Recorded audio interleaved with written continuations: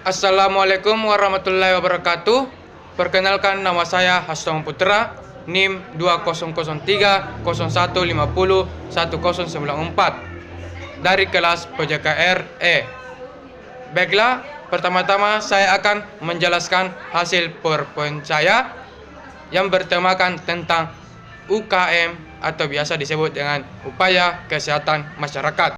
Upaya kesehatan masyarakat yaitu juga biasa disebut dengan upaya puskesmas. Upaya puskesmas ini memiliki 3 bagian. Yang pertama itu UKM keesensial, yang kedua UKM pengembangan, yang ketiga UKP. UKM esensial memiliki juga 5 bagian. Yang pertama promosi kesehatan, yang kedua kesehatan lingkungan, yang ketiga KIA KB, yang keempat gizi, dan yang kelima pencegahan dan pengendalian penyakit. Yang kedua UKM pengembangan. UKM pengembangan ini juga memiliki 4 bagian. Yang pertama inovatif, yang kedua bersifat ekstensifikasi atau intensifikasi pelayanan. Yang ketiga berdasarkan kehususan wilayah kerja. Yang keempat didasari dengan kajian. Bagian ketiga UKP. UKP juga memiliki 5 bagian. Yang pertama rawat jakan, yang kedua pelayanan gawat darurat, yang ketiga pelayanan 1 hari atau juga biasa disebut ODC, yang keempat home care, dan yang kelima rawat inap berdasarkan kebutuhan yang cash. Untuk melaksanakan UKM dan UKP tingkat pertama, puskesmas harus menyelenggarakan 4 bagian. Yang pertama itu manajemen, yang kedua pelayanan kefarmasian, yang ketiga pelayanan keperawatan kesehatan masyarakat, dan yang keempat pelayanan laboratorium. Lanjut, adapun kebijakan dan strategi program Kesmes pada tahun 2018, yaitu kebijakan. Kebijakan ini memiliki 3 bagian. Yang pertama itu penguatan pelayanan kesehatan primer dalam upaya kesehatan masyarakat melalui pemberdayaan masyarakat. Yang kedua, penerapan pendekatan keberlanjutan pelayanan atau juga biasa disebut dengan continuum of care. Dan yang ketiga, mendorong lintas sektor untuk mewujudkan gerakan masyarakat hidup sehat. Tak hanya kebijakan, adapun strateginya yaitu 1. Akselerasi pemenuhan akses pelayanan kesehatan ibu, anak, remaja, dan lanjut usia yang berkualitas. Yang kedua, mempercepat perbaikan gizi masyarakat. Yang ketiga, meningkatkan penyehatan lingkungan. Yang keempat, meningkatkan promosi kesehatan dan memperdayakan masyarakat. Yang kelima, meningkatkan upaya kesehatan kerja dan olahraga. Dan yang terakhir, 6, meningkatkan dukungan manajemen dan pelaksanaan tugas teknis lainnya pada program kesehatan masyarakat. Pemberdayaan masyarakat. Pemberdayaan masyarakat ada 3 hal yang harus kita ketahui. Yang pertama itu upaya menciptakan kesadaran, kemauan, dan kemampuan individu, keluarga, dan kelompok masyarakat untuk memelihara dan meningkatkan hidup sehat. Yang kedua, memfasilitasi proses pemecahan masalah melalui pendekatan edukatif dan partisipatif.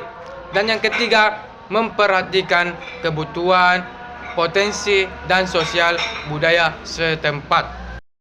Selanjutnya, mari kita perhatikan pada gambar tersebut. Di sini gambar tersebut yaitu struktur siklus pemecahan masyarakat atau pemecahan masalah di masyarakat. Struktur ini yang harus kita ketahui adalah atau cara efektif yaitu memfasilitator atau KPM, kader kesehatan. Fasilitator atau KPM atau kader kesehatan ini memiliki 6 bagian. Yang pertama, pengenalan kondisi desa atau kelurahan. Yang kedua, identifikasi masalah kesehatan dan PHBS. Yang ketiga, musyawarah desa atau kelurahan. Yang keempat, perencanaan partisipasi pasif. Yang kelima, pelaksanaan kegiatan.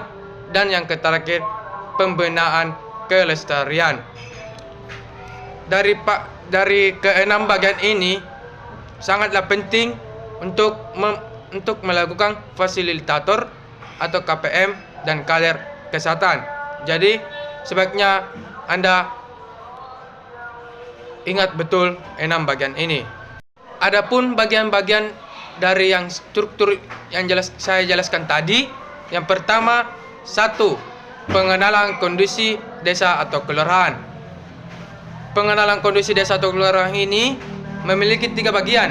Yang pertama, 1. Dilakukan oleh KPM atau kader kesehatan, lembaga kemasyarakatan, dan perangkat desa atau kelurahan. Yang kedua, dilakukan dengan mengkaji data profil desa atau kelurahan dan hasil analisis situasi perkembangan desa dan kelurahan siaga yang sudah dapat dan belum dipenuhi oleh desa atau kelurahan yang bersangkutan. Yang ketiga, data 12 indikator KS atau 10 besar penyakit. Yang kedua, identifikasi masalah kesehatan dan PHBS. Identifikasi ini memiliki 7 bagian. Yang pertama, masalah kejadian penyakit atau ditanya minta data di puskesmas.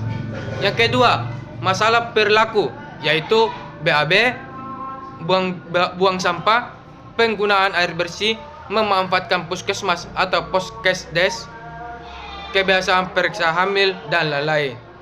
Yang ketiga, lingkungan atau ada peternakan ayam dekat rumah warga, kandang ternak dekat rumah, ketersediaan jamban, dan lain-lain. Yang keempat, masalah ekonomi. Masalah ekonomi yang saya maksud yaitu banyak warga tidak bekerja. Yang kelima, potensi, yaitu lahan tidur, kelompok arisan, dasawisma, toko mas desa, kelompok tani, dan sebagainya. Yang keenam, UKBM yang ada. Yang ketujuh, bantuan atau dukungan yang diharapkan. Dari ketujuh identifikasi ini, kita harus mengetahui hasilnya. Hasil yang harus diketahui itu ada 3, yaitu kita harus mencari daftar masalah dan penyebab, mencari daftar potensi dan sumber-sumber, dan mencari dukungan yang diperlukan. Yang ketiga, musyawarah desa atau kelurahan. Musyawarah desa atau kelurahan ini memiliki juga 6 bagian.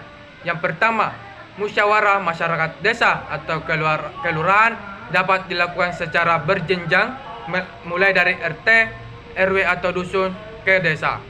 Yang kedua, tujuan sosialisasi masalah dan program. Yang ketiga, kesehatan urutan prioritas masalah.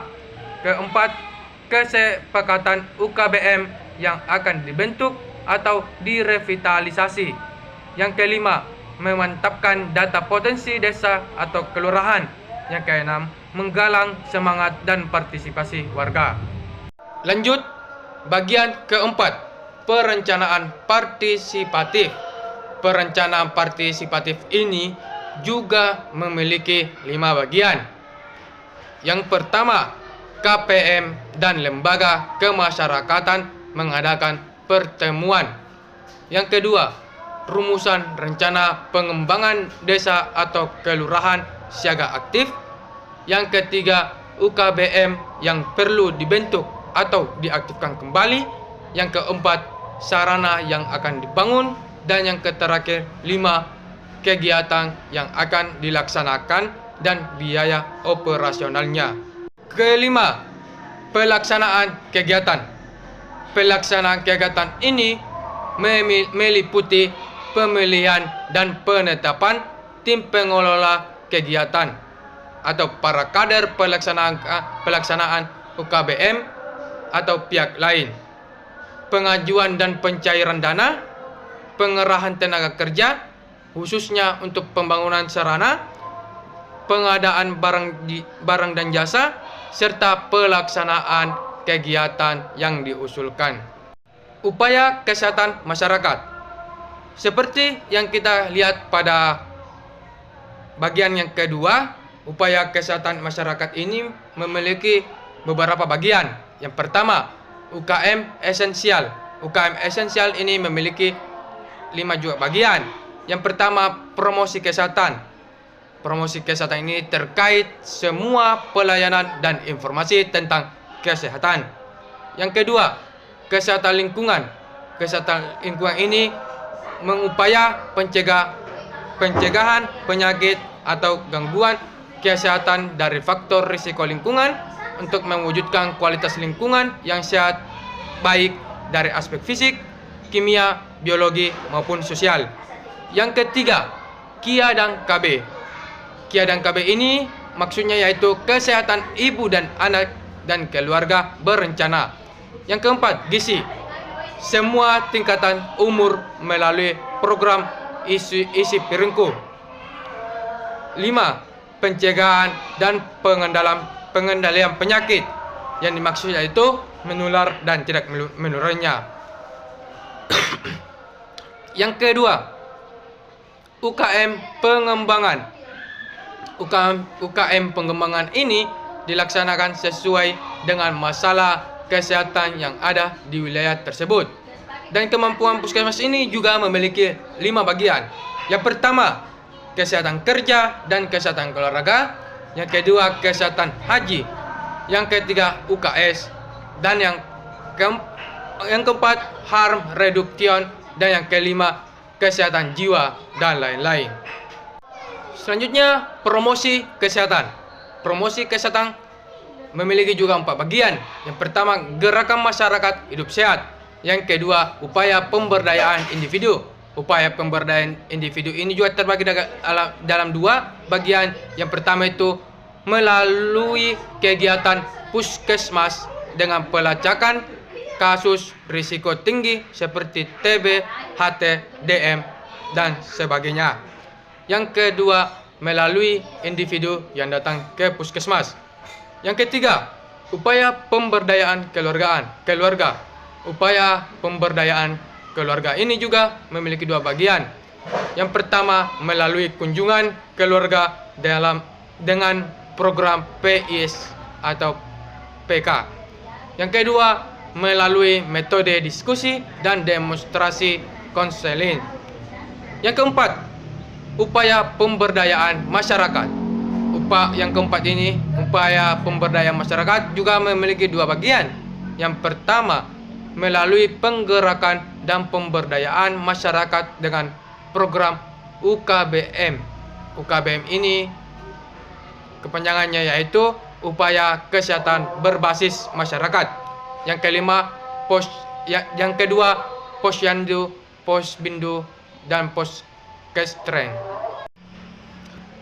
Lanjut, upaya kesehatan lingkungan. Upaya kesehatan lingkungan ini juga memiliki 3 tahap. Yang pertama, konseling terhadap pasien yang mempunyai risiko tinggi penyakit yang diakibatkan oleh faktor kesehatan lingkungan. Yang kedua, inspeksi kesehatan lingkungan, yaitu pengamatan fisik media lingkungan, pengukuran media lingkungan di tempat, uji laboratorium, dan analisis risiko kesehatan lingkungan. Yang ketiga, intervensi kesehatan lingkungan, yang dimana itu yang dimaksud adalah komunikasi, informasi, dan edukasi, termasuk pemberdayaan masyarakat, perbaikan dan pembangunan sarana, pengembangan teknologi tepat guna, dan rekayasa lingkungan. Kegiatan yang dilakukan di puskesmas biasanya itu ada 6. Di antaranya yaitu PE, atau penyelidikan epidemiologi. Yang kedua, penyuluhan tentang sanitasi. Yang ketiga, fogging. Yang keempat, STBM, sanitasi total berbasis masyarakat dalam rangka menghilangkan ODF, open defekasi fekal. Yang kelima, pemeriksaan tempat-tempat umum, yang dimana itu yang dimaksud adalah tempat ibadah, sekolah, terminal, hotel, dan lain-lain yang terkait sanitasi dan keamanan pangan.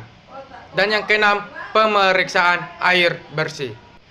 Lanjut, upaya kesehatan gigi.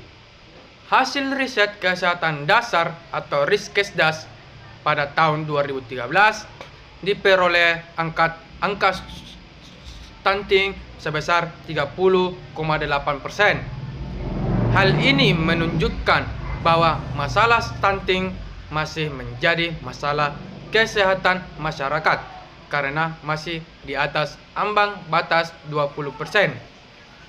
Demikian juga dengan meningkatnya angka anemia pada ibu hamil sebesar 48,9% Riskesdas pada tahun 2018 dari yang sebelumnya 37,1% Riskesdas pada 2013. Masalah satu Kementerian Kesehatan Republik Indonesia pada tanggal 19 bulan 10 2019 tersebut berhubungan dengan fakta yang menunjukkan 70-80% ibu hamil belum tercukupi konsumsi energi dan proteinnya. Upaya Kementerian Kesehatan dalam program Indonesia Sehat melalui pendekatan keluarga difokuskan pada 4 prioritas, yaitu percepatan penurunan angka kematian ibu atau AK dan angka kematian bayi atau AKB, perbaikan gizi khususnya penurunan prevalensi stunting, serta penurunan penyakit menular dan tidak menular. Selanjutnya, program yang dilakukan di puskesmas ada 5. Yang pertama, pemenuhan dan perbaikan gizi dengan pendekatan keluarga sebagai strategi perubahan perilaku pemenuhan gizi seimbang dengan program upaya gizi seimbang. Yang kedua, program utama menurunkan angka stunting di Indonesia melalui pemantauan gizi balita atau PMT balita. Yang ketiga, pemenuhan gizi 1000 hari pertama kehidupan, continuum of care, atau perbaikan gizi ibu hamil dan menyusui, ASI eksklusif, KP ibu, konselor ASI, dan lain-lain. Yang keempat, diperluas dengan pemenuhan gizi remaja putri dan calon pengantin dengan pemberian tabel tambah darah. Yang kelima, kerjasama lintas sektor melalui program Keluarga Harapan atau PKH dan program nasional pemberdayaan masyarakat atau PNP. Bagian yang terakhir, upaya pencegahan dan pengendalian penyakit menular dan tidak menular. Pencegahan dan pengendalian ini memiliki juga 4 bagian penting. Yang pertama, surveillance. Surveillance ini sekarang ini sudah berbasis web dan dapat diupdate setiap saat oleh petugas yang ada di puskesmas, yaitu 10 penyakit terbanyak yang sering terjadi di masyarakat diantaranya. Yang kedua, imunisasi. Melalui kegiatan imunisasi ini harus dilakukan melalui kegiatan di posyandu atau program lain seperti eradikasi polio atau campak dengan sasaran populasi tertentu. Ketiga, screening. Screening ini yaitu pemeriksaan awal bisa dilakukan di komunitas seperti sekolah, posbindu atau poskestren dan lain-lain untuk mendeteksi awal terjadinya penyakit. Dan yang terakhir, keempat, pengendalian melalui penyuluhan, kegiatan iumat, mantik, dan lain-lain. Baiklah, itulah hasil penjelasan dari video persentase saya. Lebih dan kurangnya mohon dimaafkan. Wabillahi taufiq wal hidayat. Wassalamualaikum warahmatullahi wabarakatuh.